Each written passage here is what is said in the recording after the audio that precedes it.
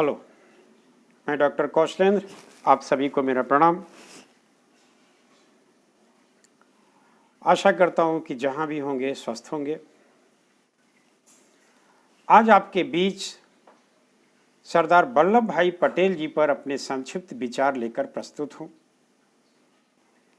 जिसमें आप सभी का स्वागत करता हूं।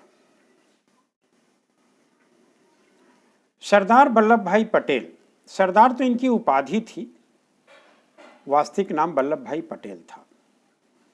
इनकी जयंती अभी अभी 31 अक्टूबर के दिन पूरे दुनिया में धूमधाम से मनाई गई,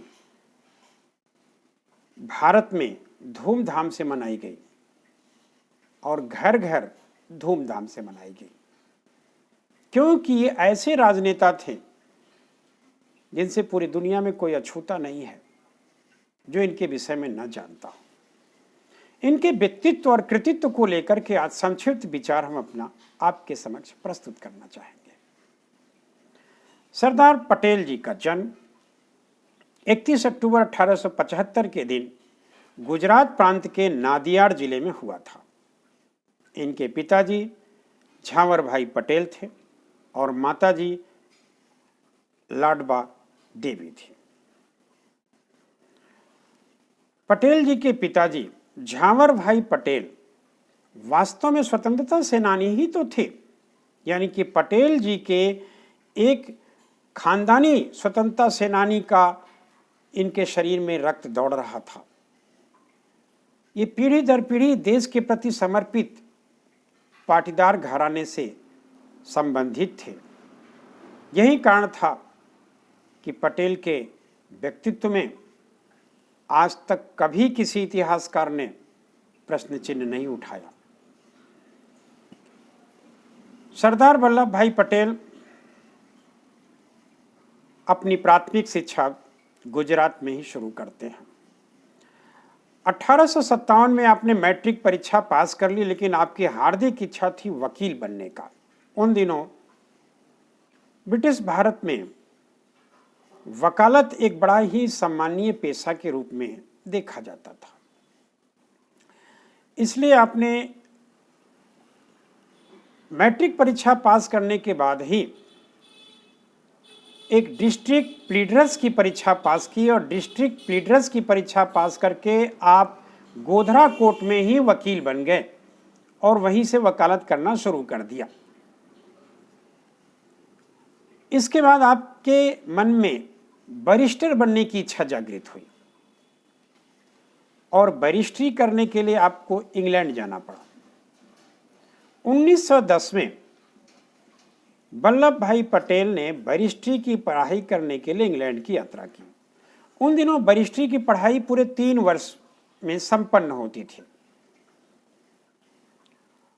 लेकिन वल्लभ भाई पटेल जी ने मात्र 2 वर्ष में बैरिस्ट्री की पढ़ाई पूरी करके रोमन कानून विद की श्रेणी में अपने आप को ला खड़ा किया था।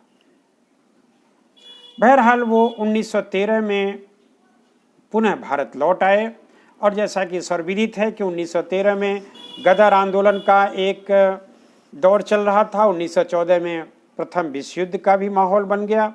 1915 में गांधी जी का आगमन भी हो गया और इसी दौरान वल्लभ भाई पटेल अपनी वकालत अहमदाबाद कोर्ट में करते रहे।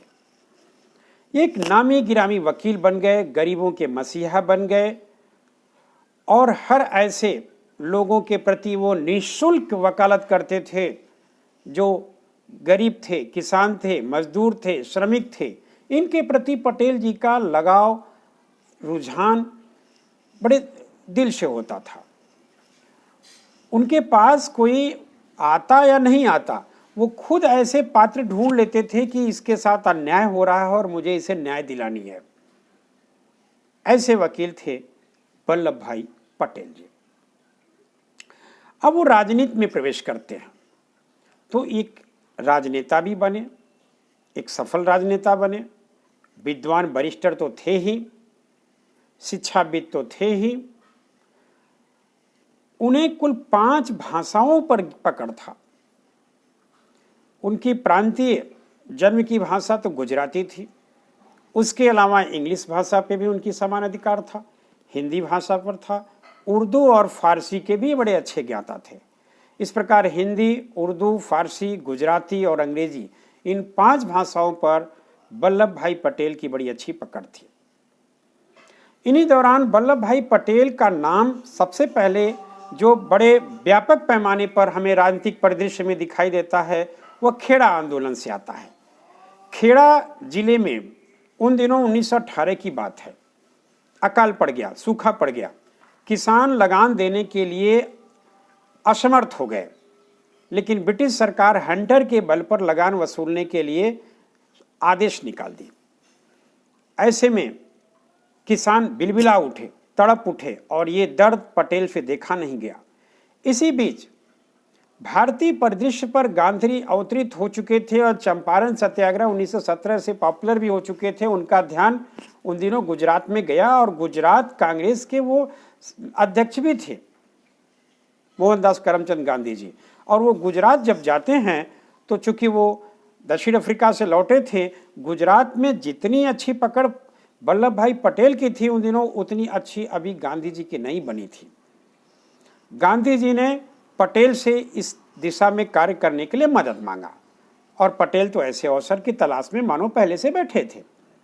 तो गांधी जी, वल्लभ भाई पटेल और इंदुलाल याज्ञिक और अन्य युवाओं ने मिलकर के गांव-गांव जाकर के खेड़ा के गांव-गांव, घर-घर में एक-एक किसानों से मिलते हैं, उनसे दुख दर्द बांटते हैं और अन्याय के खिलाफ कड़ाई से संघर्ष करने के लिए कमर कसने को उनको उत्साहित करते हैं, प्रेरित करते हैं और अंततः ब्रिटिश सरकार को, ब्रिटिश प्रांतीय सरकार को झुकना पड़ा और खेड़ा में उस लगान, जो जबरन लगान वसूली होता था, के आदेश को वापस लेना पड़ा।